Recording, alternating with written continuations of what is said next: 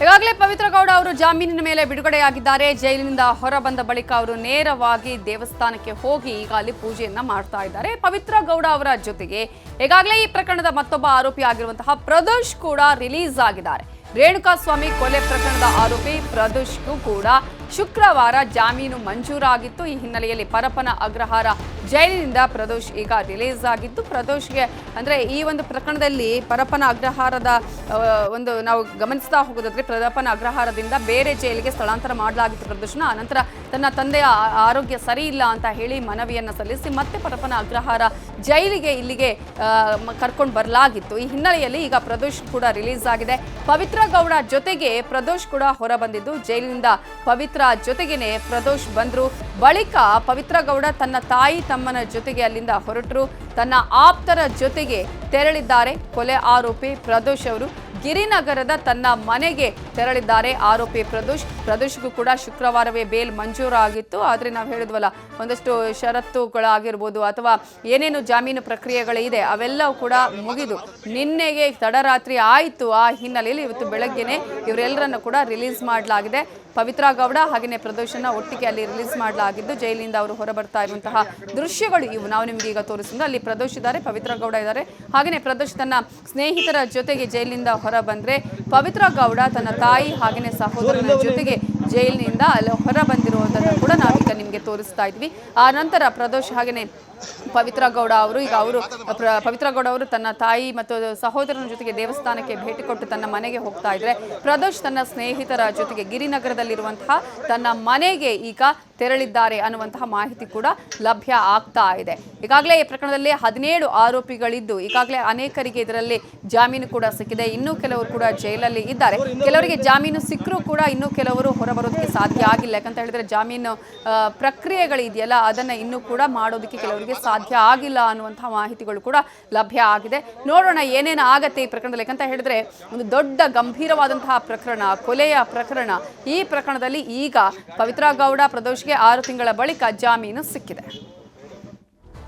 ಚಿತ್ರದುರ್ಗದ ರೇಣುಕಾಸ್ವಾಮಿ ಕೊಲೆ ಪ್ರಕರಣಕ್ಕೆ ಸಂಬಂಧಪಟ್ಟ ಹಾಗೆ ಶಿವಮೊಗ್ಗ ಜೈಲಿನಿಂದ A12 ಆಗಿರುವಂತಹ ಲಕ್ಷ್ಮಣ್ ಕೂಡ ರಿಲೀಸ್ ಆಗಿದ್ದಾರೆ. ಶಿವಮೊಗ್ಗ ಜೈಲಿನಿಂದ ಈಗ ಲಕ್ಷ್ಮಣ್ಣನ್ನ ಬಿಡುಗಡೆ ಮಾಡಲಾಗಿದೆ. ಈ ಪ್ರಕರಣದಲ್ಲಿ 17 ಆರೋಪಿಗಳು ಕೂಡ ಪರಪ್ಪನ ಅಗ್ರಹಾರ ಜೈಲಲ್ಲೇ ಇದ್ರು. ಆ ನಂತರ ಅಲ್ಲಿ ರಾಜಾತಿಥ್ಯ ಪ್ರಕರಣ ನಡೀತಿಯಲ್ಲ, ಆ ರಾಜಾತಿಥ್ಯ ಪ್ರಕರಣ ಆದ ನಂತರ ಆರೋಪಿಗಳನ್ನ ಬೇರೆ ಬೇರೆ ಕಡೆ ಶಿಫ್ಟ್ ಮಾಡಲಾಯಿತು. ಅದರಂತೆ ದರ್ಶನ್ರನ್ನ ಬಳ್ಳಾರಿ ಜೈಲಿಗೆ ಶಿಫ್ಟ್ ಮಾಡಲಾಗಿದ್ರೆ, ಇತರೆ ಆರೋಪಿಗಳನ್ನ ಇಡೀ ರಾಜ್ಯದಲ್ಲಿರುವಂತಹ ಬೇರೆ ಬೇರೆ ಕಾರಾಗೃಹಗಳಿಗೆ ವರ್ಗಾವಣೆ ಮಾಡಲಾಗಿತ್ತು. ಅದೇ ರೀತಿಯಾಗಿ ಶಿವಮೊಗ್ಗ ಜೈಲಿಗೆ ಶಿಫ್ಟ್ ಆಗಿದ್ದು ಈ ಪ್ರಕರಣದ A12 ಆಗಿರುವಂತಹ ಲಕ್ಷ್ಮಣ್. ಸೊ ಈಗ ಶಿವಮೊಗ್ಗ ಜೈಲಿನಿಂದ ಲಕ್ಷ್ಮಣನ್ನ ರಿಲೀಸ್ ಮಾಡಲಾಗಿದೆ. ಕ್ಯಾಮೆರಾ ನೋಡ್ತಿದ್ದಂತೆ ಕಾರು ಹತ್ತಿದಾನೆ ಲಕ್ಷ್ಮಣ್. ಆರೋಪಿ ಜಗದೀಶ್ಗೆ ಇನ್ನೂ ಕೂಡ ಬಿಡುಗಡೆ ಭಾಗ್ಯ ಸಿಕ್ಕಿಲ್ಲ. ನಾನು ಈಗಲೇ ಹೇಳ್ತಾ ಇದ್ದೆ, ಕೆಲವರಿಗೆ ಈಗ ಜಾಮೀನು ಸಿಕ್ಕರೂ ಕೂಡ ಶ್ಯೂರಿಟಿ ಸಿಗಲ್ಲ. ಕೆಲವೊಂದು ಷರತ್ತುಗಳು ಏನಿರುತ್ತೆ ಅದನ್ನ ಪ್ರೊಸೀಜರ್ಗಳನ್ನು ಕಂಪ್ಲೀಟ್ ಮಾಡೋದಕ್ಕೆ ಸಾಧ್ಯ ಆಗೋದಿಲ್ಲ. ಸೊ ಈಗ ಶ್ಯೂರಿಟಿ ಸಿಗದ ಹಿನ್ನೆಲೆಯಲ್ಲಿ ಆರೋಪಿ ಜಗದೀಶ್ಗೆ ಇನ್ನೂ ಕೂಡ ಬಿಡುಗಡೆ ಭಾಗ್ಯ ಸಿಕ್ಕಿಲ್ಲ. ಈಗ ಲಕ್ಷ್ಮಣ್, ಈ ಪ್ರಕರಣದ A12 ಆಗಿರುವಂತಹ ಲಕ್ಷ್ಮಣ್ ಇವತ್ತು ಜೈಲಿನಿಂದ ರಿಲೀಸ್ ಆಗಿದ್ದು, ಅಲ್ಲಿ ಮಾಧ್ಯಮಗಳನ್ನ ನೋಡಿದ ತಕ್ಷಣವೇ ಅಲ್ಲಿ ಓಡಿ ಹೋಗಿ ಕಾರಲ್ಲಿ ಹತ್ತಿ ಅಲ್ಲಿಂದ ಹೋಗಿರುವಂತಹ ದೃಶ್ಯಗಳನ್ನು ಕೂಡ ನೀವು ಗಮನಿಸ್ತಿದ್ದೀರಿ.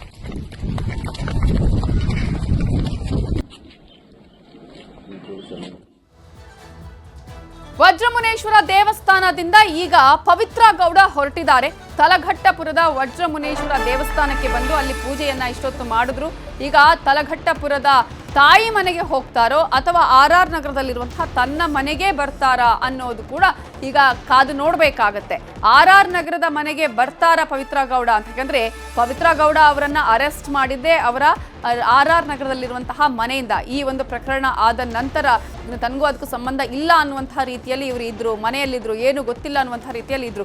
ಇಡೀ ಪ್ರಕರಣದಲ್ಲಿ ನಟ ದರ್ಶನ್ ಅನ್ನ ಕೂಡ ಇಲ್ಲಿ ಅರೆಸ್ಟ್ ಮಾಡ್ತಾರೆ ಜೂನ್ 11ನೇ ತಾರೀಕು. ಆ ನಂತರ ಪವಿತ್ರ ಗೌಡ ಅವರು ಕೂಡ ಸೇಮ್ ದಿನ ಅವತ್ತೇ ಇಬ್ಬರನ್ನು ಕೂಡ ಒಟ್ಟಿಗೆ ಅರೆಸ್ಟ್ ಮಾಡಲಾಗುತ್ತೆ.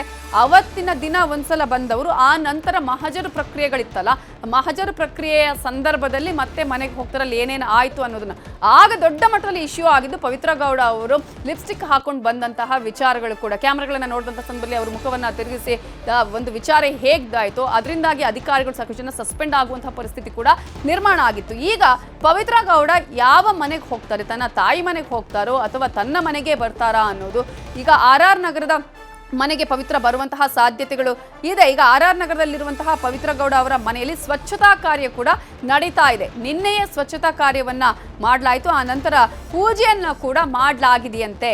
ಪವಿತ್ರ ಗೌಡ ಬಂಧನವಾದಾಗಿನಿಂದ ಈ ಮನೆ ಬಿಕೋ ಅಂತ ಹೇಳಿದೆ. ಜೈಲು ಪಾಲಾದ್ಮೇಲೆ ಈ ಮನೆಯಲ್ಲಿ ಯಾರು ಕೂಡ ಇರಲಿಲ್ಲ. ಕೆಲಸದವರು ಬಂದ ಆಗಾಗ ಮನೆಯನ್ನ ಸ್ವಚ್ಛ ಮಾಡ್ತಾ ಇದ್ರು. ನಿನ್ನೆ ಸ್ವಚ್ಛತಾ ಕಾರ್ಯ ಮಾಡಿದ್ರು, ಪೂಜೆಯನ್ನು ಕೂಡ ಮನೇಲಿ ಇಟ್ಕೊಂಡಿದ್ರಂತೆ. ಈಗ ಪವಿತ್ರ ಗೌಡ ಬಿಡುಗಡೆ ಹಿನ್ನೆಲೆ ಪವಿತ್ರ ಮನೆಗೆ ಕಳೆ ಬಂದಿದೆ. RR ನಗರದ ಪವಿತ್ರ ಮನೆಯಲ್ಲಿ ಈಗ ಒಂದು ರೀತಿಯ ಸಂಭ್ರಮದ ವಾತಾವರಣ ಇದೆ. ಅಂದ್ರೆ ಈಗ ಜೈಲಿನಿಂದ ರಿಲೀಸ್ ಆಗಿದ್ದಷ್ಟೇ ಜಾಮೀನಿನ ಮೇಲೆ, ಆದರೆ ಇಡೀ ಪ್ರಕರಣ ಇನ್ನೂ ಕೂಡ ಮುಗಿದಿಲ್ಲ. ಈಗಾಗಲೇ ಈ ಪ್ರಕರಣದಲ್ಲಿ ಚಾರ್ಜ್ ಶೀಟ್ ಸಲ್ಲಿಕೆ ಆಗಿದೆ. ಅದರಲ್ಲೂ ಪ್ರಮುಖವಾಗಿ ಹೆಚ್ಚುವರಿ ಚಾರ್ಜ್ ಶೀಟ್ ಅನ್ನು ಕೂಡ ಸಲ್ಲಿಕೆ ಮಾಡಲಾಗಿದೆ. ಈಗ ಸುಪ್ರೀಂ ಕೋರ್ಟ್ಗೆ ಹೋಗೋದಕ್ಕೂ ಕೂಡ ಪೊಲೀಸರು ತಯಾರಿಯನ್ನ ಮಾಡ್ಕೊಂಡಿದ್ದಾರೆ. ಸೊ ಉತ್ತರಹಳ್ಳಿ ಮುಖ್ಯ ರಸ್ತೆ ಮೂಲಕ ರಾಜರಾಜೇಶ್ವರಿ ನಗರದ ಮನೆಗೆ ಬರ್ತಾ ಇದ್ದಾರೆ ಪವಿತ್ರ ಗೌಡ.